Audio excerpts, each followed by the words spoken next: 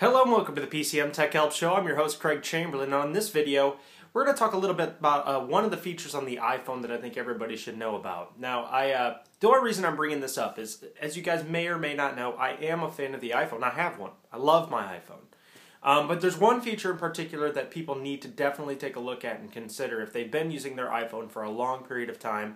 And unfortunately, a lot of people have kind of missed this at the new release of the iPhone 5. So I kind of wanted to emphasize it a little bit and kind of give my thoughts on whether this was a good decision or not by Apple. And again, that's really going to be up to you, whether you like it or not.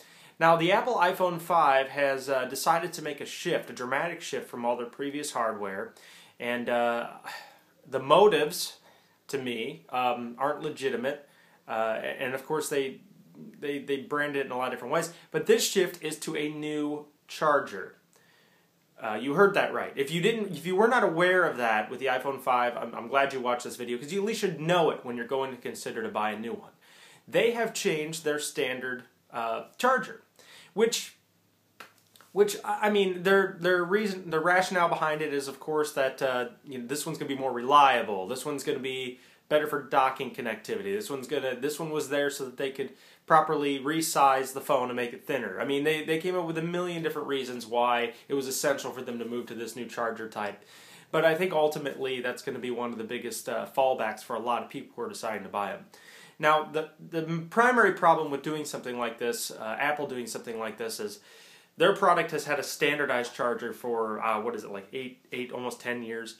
And everyone's gotten all their accessories. So you have 8 to 10 years worth of accumulated hardware and accessories built up. I mean, even cars were built with docks with this connector on it. I mean, that's how standard it had become.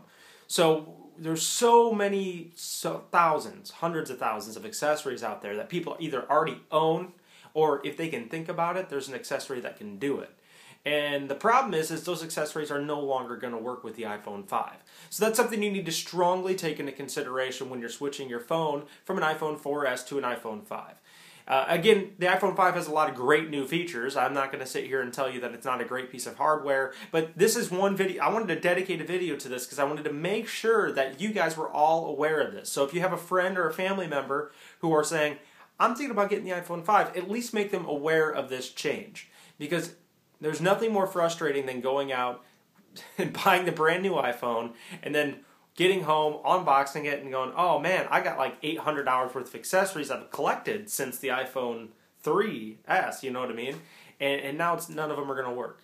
So you just want to make sure that they're aware of that, and you'll be doing them a huge favor. And if they're like, hey, I don't care, it's new hardware, it's a new phone, it's going to be awesome to have it, love the new features, then they can go for it. But at least you've made them aware of that situation, and I want to make you guys aware of it as well.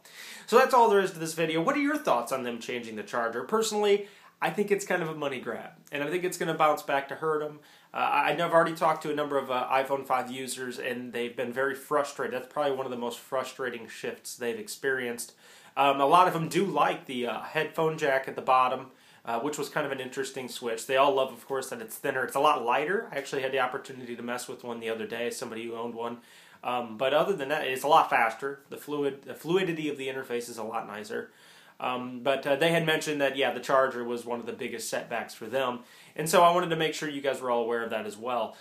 So, as always, thanks for watching this video. Leave your comments in the post below if you have any questions. This is the iCast series. It's for you guys. And I do have a list of running questions. I'm doing my best to keep up with them. And stay tuned. There's plenty more videos to come.